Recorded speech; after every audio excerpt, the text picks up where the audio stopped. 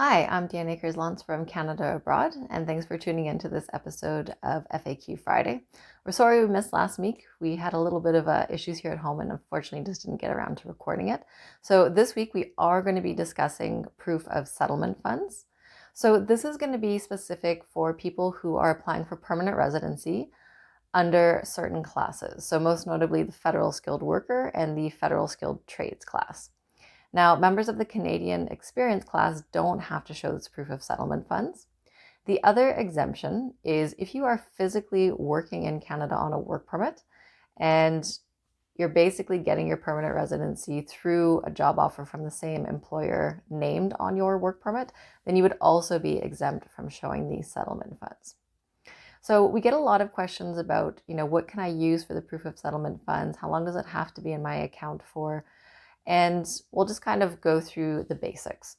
So you want to make sure that you've got this money available in your name when you go into the express entry system, because things can happen quite quickly. You get an invitation to apply. When you submit the full permanent residency application, you have to show this money is in an account readily available for you or that you have access to it. Now, the main thing to note is if you are an applicant and you are married or common law, then the money can be in your spouse's name, but you have to prove that you have access to that money. So whether, it's a joint bank account or you're a co-signer on the account or a letter from the bank to say that you can access it, you would want to have that available. So you can use money that's in your own name, but also your spouse or partner's name. But it can't be in your parents' name or, an aunt or an uncle's name. It has to be you or your partner's name. Now, this money needs to be yours. They stipulate it can't be borrowed. So, you can't go take a loan from the bank to be able to prove this. It has to be in your account. It needs to be your money.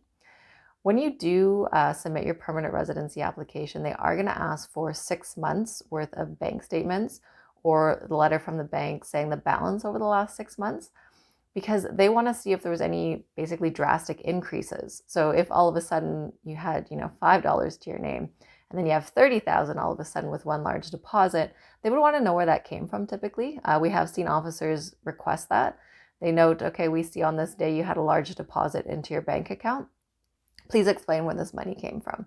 So in some cases, we've seen that it's children and their parents actually gifted the money to them for the immigration process, early inheritance. So what we did in those cases is, a declaration from the parents, proof that the money came from them, affidavit to say it is a gift or an inheritance and it doesn't need to be paid back. It was not borrowed. So you just need to be mindful if you are going to, do those gifts or early inheritance, that you just want to be able to support it with documents should the officer ask for it, because we have seen that in certain cases. Another question we get is, I have a house, I have several houses. They're worth this much and I've paid off this much. Well, they won't use equity in the homes. So the house would actually have to be sold and you would have to have proof that it's been sold and how much money is going to come back to you, because otherwise they will not look at the equity in that property for your proof of settlement funds. If you have certain pension plans, we see that a lot also with work, that if you were to leave the job, you would get that money paid out to you. We have used those. You would need statements where it's very clear what the payout amount is, because sometimes maybe what it's worth is a lot higher than what you would get paid out when you left the company. So you'd want to have actually clear statements showing this is the lump sum payment upon leaving the company. And then depending on your country, you would want to put, okay, these are the taxes that would actually come off for me getting this money. And you want to show the amount after taxes, and that's what you could use.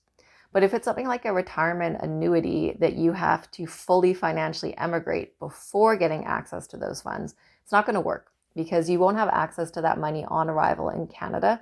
You'd have to wait for the full financial emigration process, specifically for South Africa in some cases. And that can take quite a while, because they actually want to see that you've arrived in Canada, that you have registered as a taxpayer with Canada Revenue Agency. There's a certain letter that you would need to have. So that process is not going to be completed before you immigrate to Canada, because it actually can't be. You would have to be over there and go over there and get your residency activated before you could even start that process. So, make sure that the one that you're looking at is one that you have proof this is going to be paid out to me when I leave the job, I will physically be able to take it with me to Canada, or obviously transfer it into a bank account in Canada, but it's going to be there. Okay. Now, the other thing just to keep in mind is with the proof of funds, you're supposed to be showing the accounts that you're going to use for the settlement funds, but you're also supposed to show any debts that you have. So obviously you would want to do a breakdown with my, assets, my liabilities. Am I still going to have that certain amount of settlement funds that I need to show for my family size? And the other question we get is, okay, say I'm married, I have children, but I've, declared myself with my spouse not accompanying. And some people do that because you can get a higher comprehensive ranking system score. If that's the case, you still have to show enough settlement funds to cover your family size, including your spouse. So even if they're not accompanying right now, you still have to show enough money to support that family size that you have. So if you're married with 2 kids, you need to show for the family of 4, even though the spouse maybe is not coming at this time. So also just keep that in mind. Don't declare yourself as married with a non-accompanying spouse because you think it's going to reduce the amount of settlement funds you need to have. It's not going to do that. It's just that it can give you a higher comprehensive ranking system score. So that's kind of the basic overview of the proof of settlement funds. You are welcome to contact us if you have any further questions. If it's really in-depth, you might have to book a consultation depending on the situation. But thank you very much for tuning in, and please continue to send us through your questions and we will use them for FAQ Fridays. If we find we have been getting a lot of questions, so hopefully we'll have enough time that we can probably answer 2 questions a week going forward. So please keep sending them through. I know a lot of them are repeats, which is great because then we see what questions are really the most important to you guys and what you're looking for.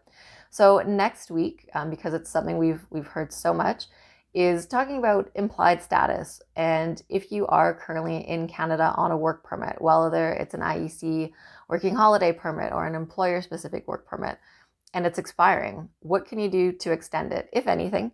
And how does implied status work? Would it apply to you? Would you be able to work on implied status? So we're going to go through that next Friday. So be sure to tune in if you have those questions, and we'll see you next week.